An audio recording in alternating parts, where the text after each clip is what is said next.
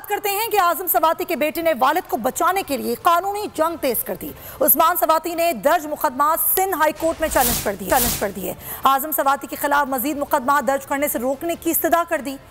सूबे भर में दर्ज मुकदमात की तफसीलात तलब की जाएं। आजम सवाती और खानदान को हिरासा करने से रोका जाए।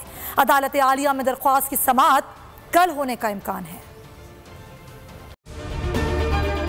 अगर आपको ये वीडियो पसंद आई है तो हमारे चैनल को सब्सक्राइब करें और बेल आइकन पर क्लिक करें।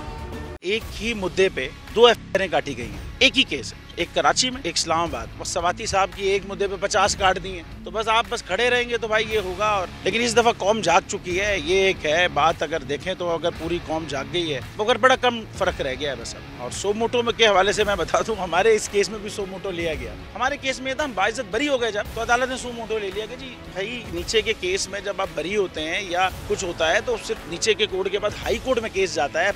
एक अपील होती है, एक प्रोसेस है कानून का, उसके बाद सुप्रीम कोर्ट केस जाता है। ये नहीं हुआ हमारे केस में। सुमोटो हो गया कि जी ये इस केस को वापस से सुना जाए। एक इल्जाम लगाया, बड़ा शोर हो गया, पता नहीं क्या हो गया जी। इल्जाम लगाया कि एक इदारे के एक ब्रिगेडियर साहब ने रिश्वत दी है जज साहब को। हमारे केस में ना हमने रिश्वत दी है ना हमने ली है। हम इल्जाम ये कि एक ब्रिगेडियर साहब ने रिश्वत दी है एक जज साहब पे। अच्छा जी, कैसे आप ये कह रहे हैं कि कोई दूसरे जज साहब कह रहे हैं मैंने सुना है कि जी इसने रिश्वत दी है। वो जज साहब कह रहे हैं जी मैंने तो नहीं दी, मैं तो नहीं ली रिश्वत। अब वो जिस जज साहब ने ये कहा जी मैंने सुना है, उनके अपने कंडक्ट पे जो सुप्रीम जुडिशियल काउंसिल है उन्होंने अपने कंडक्ट, उनको उस जज को उस कंडक्ट पे निकाला है कि वो आप उसी इदारे के खिलाफ कई कार्रवाइयां स्पीचेस चीजें कर रहा था उस वक्त, तो उनको उस बेसिस पे निकाला। अब उसकी उधर बात गलत थी, हमारे केस में सही थी।